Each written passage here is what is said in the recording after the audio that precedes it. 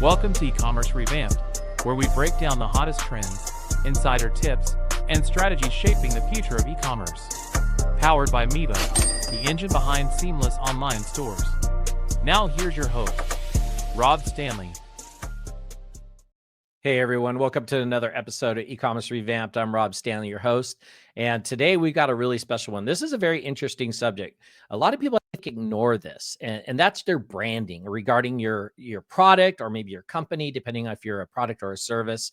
And I've had the pleasure of actually going on a really cool e-commerce cruise with this person. I've been in London with this person, and I'm going to bring into the studio here Lai from ME Brands. Hi, Kitty. How are you? Hi, Rob. Good to see you again. Great to see you too. So just to let everybody know what we're going to be talking about today, we're going to be talking about how to build an e-commerce brand customers trust. And that's kind of a big feat. And I think a lot of people ignore it. That's why I wanted Kitty to come on the podcast, because I've seen Kitty give these amazing presentations on all kinds of things regarding branding, from packaging to logos to just your presence in general. So why don't we kick this off with what key elements define an e-commerce brand? That's kind of a big question, but why don't you help us out? Yeah, so the key things to sort of build your e-commerce brand is having actually a clear mission. So, and having a unique visual identity and consistent messaging with a strong brand experience. And it's all about what the customer is going to remember and what they're going to experience. So having a clear mission for your brand, you know what you're all about. If you don't know what your mission is, neither will your customer. So it's really clear to define what you're all about and what your brand is working towards. And again, the visual identity, it's letting the customer recognize and memorize what your brand is, and if they don't recognize an image or the logo or the colors, then it's really hard for the customer to know whether you're a professional brand or or whether you're going to be around for a while, and it's really understanding that and making sure that those elements are in place. So mission, a clear mission, a visual identity, consistent messaging, and a strong brand experience. Yeah, absolutely. And we're going to cover into those a little bit more. And I'm glad you brought those up, because I think those are the key topics that are key things people should be doing. So let's start with, let's just kind of roll through this from the beginning. When some of these brands are just starting to get started, what are some of the common mistakes that they make regarding branding, especially in the e-commerce world? Right. So there's a lot of mistakes that go wrong in the e-commerce world, and the main thing is inconsistency. So when your message is inconsistent, your logo is inconsistent. I see a lot of brands with logos on their website, on the social media, then on the packaging, it's completely different. So you really need to make sure that you hone down on your branding as well. So weak messaging is another thing. If you're targeting a particular audience and you're not talking to them in the right tone of voice or the right way to sort of engage with them, then that's also a mistake as well. And I know a lot of brands do get that wrong. And again, copying competitors, why would you want to do that? So that is a mistake. Trying to be like another brand, it's like, well, what is your mission? Go back to your mission. What is it actually you're trying to do? And also not understanding your target audience. So there are a lot of brands that launch their brand and think, well, I'm going to sell my product to everyone. And if you don't niche down and know who your target audience is, it's really hard to get that messaging. It's hard to be consistent. And, again, weak messaging. So those are the things that sellers do get wrong. Yeah, absolutely. I'm glad you mentioned that. And, I've built brand kits myself, and definitely I'll sometimes copy the color scheme they're using, but I'll go a whole different direction with, say logos and everything, make sure it's consistent. Just because sometimes I like the color scheme that they have, which, I'm sure they spend a lot of money getting a color scheme, some of these big brands. So why not take advantage of it, right? So Absolutely. Speaking of colors, let's talk a little bit, and you mentioned this a little earlier. Let's talk a bit about like colors and visuals and how they help the brand's perception, and maybe cover a little bit on what colors are maybe best in the e-commerce world. Yeah, so, colors evoke emotions, and it's all about, there's a lot of psychology around that, actually. So it's not about choosing your favorite color, but there is a lot of different tones and colors you can use for a particular brand. And, for example, the blacks and the whites and the grays and the muted colors are more premium end kind of for brands like that. But when it comes to e-commerce, it really depends on your brand. So, for example, if you have a baby product, you might a lot of people use the baby blues, the baby pinks, but it doesn't mean you can go slightly off and use warm grays and warm mints and lilacs as well. It really depends on what your brand is. And if you want to be a bit more fun loving kind of baby brand, then you can look at different colors. It doesn't mean you can't go neon either. But brands, the colors are there to be recognized. And McDonald's, for example, they use red and yellow, and that actually stimulates hunger and appetite. So that's why they've actually used that, because there is a psychology behind that. So you'll see a lot of fast food brands using reds and yellows in their branding. And also Tiffany & Co., they use a particular blue. Their signature blue conveys luxury and exclusivity. So different brands will use different colors, and it is well thought through. It's not just, I'm just going to pick up color from the palette. And, there are an array of Pantones that I have. I have these swatches that come out of my ears, actually, because there's so many blues, there's so many reds, and it's not just picking the one you think, I quite like that one. So it's about recognition. So using the colors is important, and also through to the typography as well. Yeah, I love how you brought up the baby brands, because my feeling is that, if you have a baby product that's both for a boy or a girl, you're going to want your kind of brand to be something more neutral. I loved you said like a mint green. That'd be interesting, actually, depending on, I guess, what you're selling. But I love that. And it's such great suggestions there. And I've heard that too, by the way, on the McDonald's thing with the red and the yellow making people hungry. Yeah. And I always think black as luxury. Like black to me is like a luxury type color, at least in my experience. You're the expert here, but let's talk a little bit about, some of these brands, maybe smaller brands in the e-commerce space. And, how can small brands compete with big ones via like a branding? Is branding going to make or break them, or is there other parts to it? Well, I think it's about focusing on authenticity, basically, for your brand, firstly. And then it's about the storytelling as well. So it is, again, thinking about your mission, about the story, about what is your brand all about, and where do you want to take your customer? It's about that experience again. And I say niche audience as well. So focus on a niche audience rather than mass appeal, because again, if you're not honing down, then, especially for smaller brands, you need to start with an audience in mind and then go from there. And again, being authentic, because that's what it's all about, because people buy people buy brands. So it's really important that you do start small and forget about the big boys. You will get there if you've got that storytelling, you've got that engagement, and they will come. It's about that brand experience that you want your customers to have. Yeah, absolutely. I totally agree with that. So I've kind of done e-commerce many years, and I remember reading a lot of articles when it came to like checkout, or the checkout button specifically. And, they were talking about like a reds, the orange, and the greens, right? Like those were kind of the three colors that would play off of emotions or psychological triggers to get sometimes people to like click on it to actually buy items. Yeah. So I'm not gonna say besides those colors, but what are some of the like psychological triggers do successful brands use that kind of sway people into either wanting the item or buying the item? Yeah, well, I think we're all familiar with this. Everyone watching, scarcity. So when it comes to things like limited editions or sales and things that are going to go, people will want to buy it. So those are the psychological triggers. And I know a lot of websites have countdowns when you're putting things in a basket, then it starts counting down, and it's like, it's quite psychological, and it's stressful as well. But that, brands do that to actually make more sales as well. Also, social proof. So having reviews and testimonials, they do help a lot as well. So that, again, psychologically, someone said that's really good, I want to have that experience as well. So, think about that when you've got reviews and testimonials, and really sort of make the most of that as well when you have it on your website or on your listings and over social media as well. And again, the last thing is emotional storytelling. Create a great story. It's all about what the brand is all about and where you want to take them again. So, those are the sort of triggers. And if you can connect with your customer and engage with them in a particular way, they want to stick with you for a while, and they want to be on that journey with you as well. Yeah, I love that. I love to go read about certain, smaller companies I'm buying for, and kind of what their backstory is, and what got them to that point. course, I've been in this e-commerce world a long time. So, I love just kind of hearing about their journey and how they're successful now and how, they got there and even just what the product's about. Like if I'm buying a certain product, it's like, what kind of came up with that, how they come up with the idea, how did they, fall into it, or maybe somebody helped them with it. So there's great stories out there. And I love that. I love being able to attach that story to the product that has more meaning, I think, when I'm either using it or wearing it, depending on what the product is.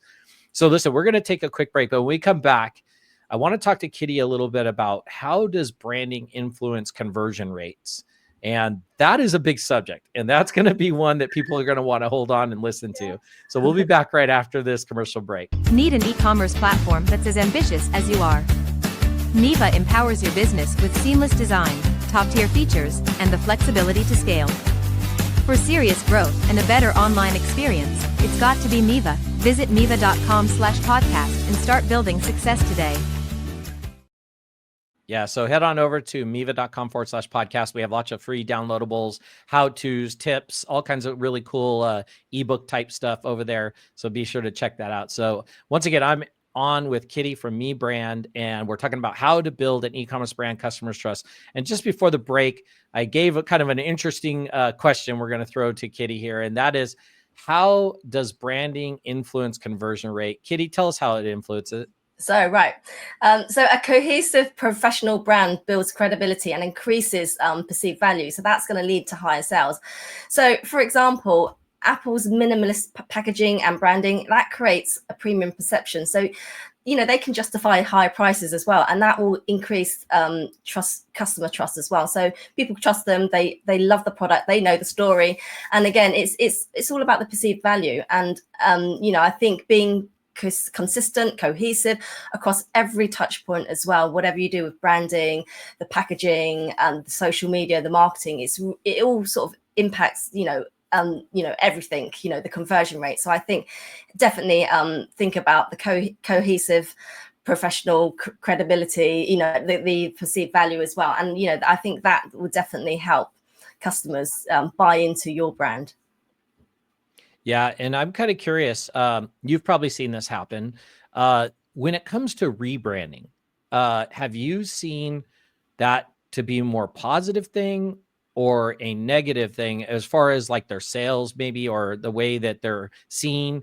And then also let's maybe take that one step further as far as like an older company rebranding versus somebody who maybe is, hasn't quite established a brand. What have you seen when it comes to rebranding? Well, my views rebranding, I think all brands should actually have a bit of a brand audit after a couple of years, because things tire, things move on, people evolve, and packaging evolves and design evolves, so it's going back to that mission and the vision that you have in place. Are you on track? If you are, that's fine. But, sometimes brands do need a bit of a refresh, whether it's a tweak on the colorway, whether it's a tweak on the logo.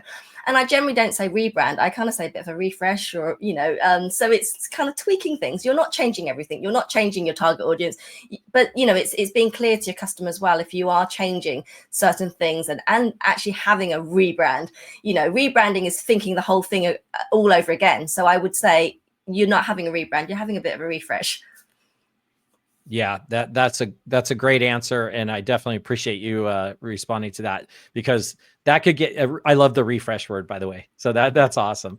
Let's talk a little bit about, so we already, I think, covered this a little bit. I'd like to dive a little deeper into this though.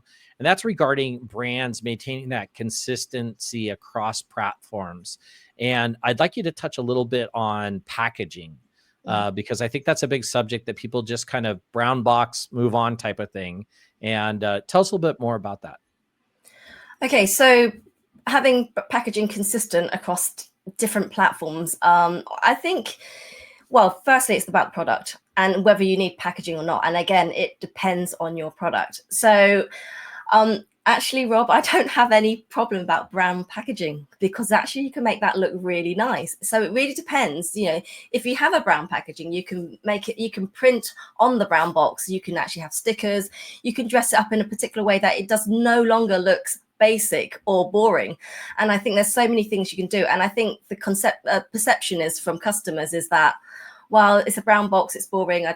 There's not much branding to it, but you can do more to it. So again, go back to the storytelling, the messaging. Can you create some sort of message on the box? Can you create something inside the box? When you open it, it might be brown on the outside, but inside, wow, it's like red and glowing on the inside, and it's the unboxing side of things. So you might want to create a surprise, but again, it's keeping everything consistent across all touch points. So whether you are in an Amazon store or you're on a Shopify, you're sending out from a third-party logistic company, you have to make sure that the branding's there and everything's consistent. And what I generally do actually is create an overview board. This is getting a bit technical, but I create an overview board of all the products I have, and then the packaging I have, the swing tickets, the bags, and everything. And you can see everything that does it gel. And generally I do that for brand audits for clients. Actually, I put everything on a page or quite a few pages, and I look at their websites, their emailers, their social media, and is everything consistent? And that has to go all the way through to the packaging, even if it's a brown box. So I've kind of gone off on a tangent, Rob. So I hope I've answered part of your question. No, you did, and that's great, because I remember you giving this presentation this one time. It was a little while back, and I may not get it exactly right, so help me out with it. But we're basically talking about how it was somebody that took a box that their product arrived in, and I think it was something about they had on the box itself the different things you can make out, like a cardboard airplane, or it could be made into a dinosaur. And I think they even had little dotted lines where somebody could cut out something out of it. Does that kind of ring a bell? I thought that was really cute, the way that was done. It was for the brand Don't Give a Crap. So it's toilet roll. They were selling eco-friendly toilet rolls made from bamboo, and basically they had the whole messaging on the box that, give it to your kid, they can make it into a house. Give it to your cat, that can be a little scratch box. And it was reusing the box in a particular way, and it was just a brown box, but it was finding interesting ways to make that brown box still have another use and another purpose, whether it's just giving it to the cat or the dog to scratch up, but it's still another use. So you don't want to just throw packaging away, so give it another purpose. And if you can, with packaging, create something that a customer can keep. That's so creative. I love that. And I remember, it stuck in my head, even from, it's been probably a good year and a half at least since I heard that story or saw that presentation. And that's so cool. That is so cool. Kitty, could you maybe also you just kind of shared with us, I don't know if it was a brand you worked with, but could you share maybe a brand you worked with and kind of like a success they've had? It doesn't necessarily have to be packaging, just something that basically you made some suggestions, they made some changes, and it really worked for them. Right. I don't think I should say their name, should I? No, you don't have to. No, they're actually Amazon sellers, and you would have probably met them on one of the cruise ships, actually. But I've been working with them for the last 2 years, and they've got an outdoor brand, and they do a lot of different kind of outdoory things. And I created a lot their packaging for them, so swing tickets, the box packaging, and they decided to go with SIOC packaging, which is ship in own container. So that was an Amazon thing that they were bringing out, and I created that for them to have their own branding, that they don't have to buy the Amazon box, and their box goes in Amazon box and that gets shipped out. So they get shipped directly from Amazon in their own packaging. But they said literally they've gone from, they're 7-figure sellers and they're going up to 8 figures very soon. But they said the packaging helped a lot from what I did for them. So there's quite a few different products, and I did a lot of other things with them, not just the packaging. So it's helping them grow the brand a bit and giving them a lot of consulting as well. So seeing that is really and hearing that is actually really nice, because it makes me feel actually I've done something that I really enjoy as well. That's great, and I know who that is. So and they're Do good you? people. So yes, absolutely. So Kitty, let's talk a little. We've been talking a bit about packaging, which is super important. But I want it for some of the people that are on the Miva platform, or let's say they're off Amazon. Let's talk a little bit about, and we started with this a little on the actual website. What are some of the quick wins that they could do, or quick changes they could do to get a quick win? Is it something as simple as changing the color of the buy button, or just making sure the whole website is, cohesive with their color scheme? What have you seen? Right. So there's a few things when it comes to color scheme. people get really confused when you've got brand guidelines and you got your brand color palette. People think that color palette has to go across everything, and it doesn't. That is just your brand, your logo, your brand, your company. That is what that encompasses. But you can have secondary palettes of colors and third palettes of colors. But when it comes to marketing, you don't have to stick to that. As long as the logo and everything else is consistent, it doesn't have to be on the website. I mean, parts of it does have to be consistent. So yeah, the main colors. But I would say for the website, again, make sure that logo is correct, because I see it so many times. It's a different logo to what you've got on your social media or on your packaging. So really make sure that you hone down and lock down 2 or 3 logos. So the primary logo, secondary logo, maybe you have one that's horizontal or one that's stacked. So you have to, and maybe a brand mark as well. But I think for websites in particular, if you want to buy something and click make it green is the color. So that's almost like a go green or orange. So yeah. I love that. That you hit that on the nose like perfectly. So obviously last company I worked for, we went through a big rebranding. And that was one thing I learned was I was always like, there's just the primary set of, let's call it 5 to 6 colors. Yeah. But then they were like, no, there's like a secondary set and even a third set, and they're complementary. And, we're going to use these for the logo, but on the website, we'll use these. And it was very interesting to learn. Especially, being part of going through a whole rebrand process like that with an actual professional company that rebrands and everything. Yeah. It just blew me away. It absolutely blew me away on that. So, so let me ask this, Kitty, and we'll just I want to go from this last question, and then I want you to talk a little bit more about Me Brand, but, what kind of things, I'm sorry, it was taglines. I wanted to talk a little bit about taglines. So some companies have taglines, some don't, so having a tagline, is that what makes a brand memorable, or is it the coloring? Talk a little bit more about the taglines and whether you need one or not, and whether you should have one. Depends on the brand again. But I say, taglines are memorable, but that's not what makes a brand. That is part of the thing that makes a brand. So if it is catchy, then yeah, that does make part of the brand. But the colors again, and the logo, and your messaging and the experience, that's what makes a brand as well. So it's not just one element. So when you come to taglines, it's a nice to have. And if it does work with your brand and you use it on everything and it's catchy and you use it on social media and marketing and, then that's fine. But not every product or brand needs a tagline. I think it's a nice to have. So don't get stuck on, I have to have a tagline, because you don't really. That's my advice. I love it, because, I've seen there's so many companies, big companies out there. They'll make a commercial and people almost associate that commercial, like say a tag within the commercial is now branded to them, right? Like, and I'm not going to give a bunch of examples because we're not giving free plugs here, but there's a couple of them out there. And, I almost feel like you get too sucked into a tagline, and it could just, could almost hurt your brand a little bit, because you're like stuck with that. Whereas, some of these ones that do commercials, or if you're doing, let's say in this case of e-commerce sellers, maybe you're putting up a funny ad on Google or something like that, but it's something you could change, and hopefully one will stick, and maybe it really takes off. And that's, I think, is more, you want to be able to adjust those directions as you go. So Kitty, Sorry, I think it's dependent on the industry as well. So if you're a more commercial kind of a corporate industry, then you're trying to battle with all the same companies. So I think that's where it works, or automobiles as well. That's where it works. You need to have something. So it doesn't work for all products, but certain industries do need taglines, but not for all. Great answer. Why don't you tell us a little bit about Me Brand, how you got started, what brought you into this industry, and how people get a hold of you? I was going to say, you don't have all day, do you? We have a while. Go ahead.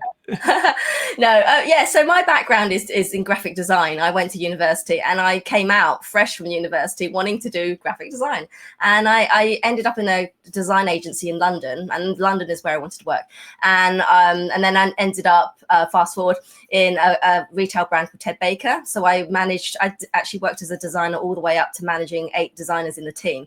So we opened stores globally. We did all the marketing campaigns, in-store design, graphics, packaging, anything with the name Ted Baker would come through me. I'd have to sign it off, even if it was a button or a zip pull, something random like that. So we would create the brand guidelines for them. And then I moved onto that after 10 years to another brand called Cath Kidston. So that again was day one. I went in the warehouse, looked at everything, all the product. No, nothing's consistent. And that drove me crazy because I'm quite OCD about design and consistency. So we rebranded for Cath Kidston, and, you know, with the logo you see today and all the things you see on bags, and the store, we opened stores as well everywhere in the UK.